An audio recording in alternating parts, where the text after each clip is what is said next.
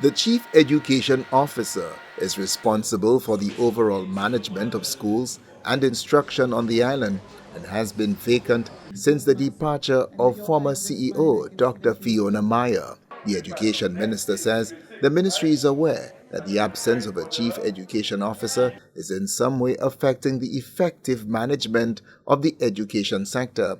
However, he states that the appointment of the Chief Education Officer is the role of the Teaching Service Commission.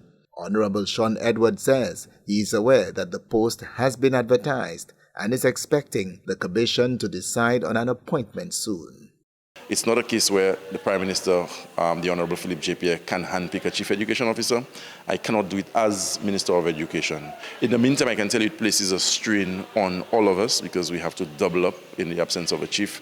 And you would know too that the Deputy Chief is on medical leave. His position is not vacant, and therefore we're not even considering replacing him, but we are giving him sufficient time to make a full recovery, and we're hoping that he'll be able to return with the enthusiasm and passion that would have characterized his disposition as Deputy Chief.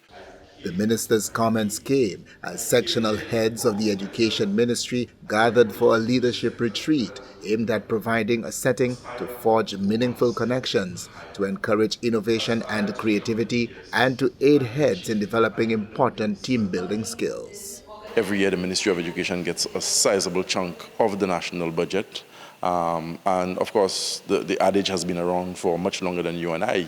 To whom much is given, much is expected.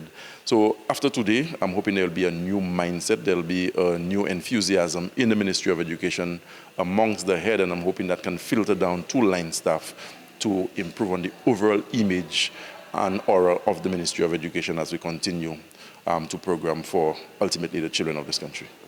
Divided into teams by way of colors, heads were charged with coming up with solutions to issues within the ministry and had to put together a talent within a short space of time in order to win the approval of the judges, the retreat facilitators. Permanent Secretary in the Department of Education, Innovation and Vocational Training, Michelle Charles, says the exercise gave heads an opportunity to recharge, reflect and refresh in an environment away from the usual workplace setting.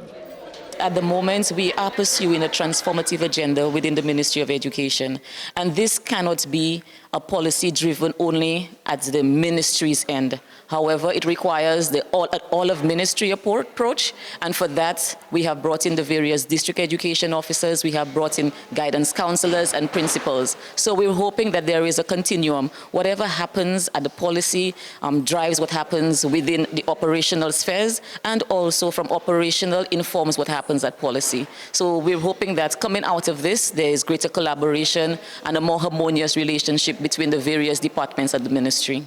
The retreat was conducted to the theme supporting quality education through effective leadership and management and was facilitated by Cynthia Alexander, Managing Director and founder of CEA Associates, an executive coaching, leadership and organizational development company, and the local author Betty Comby, Managing Director, owner of Moz Incorporated, a training and consulting firm. From the Communications Unit of the Ministry of Education, Sustainable Development, Innovation, Science, Technology and Vocational Training, I am Chris Satney reporting.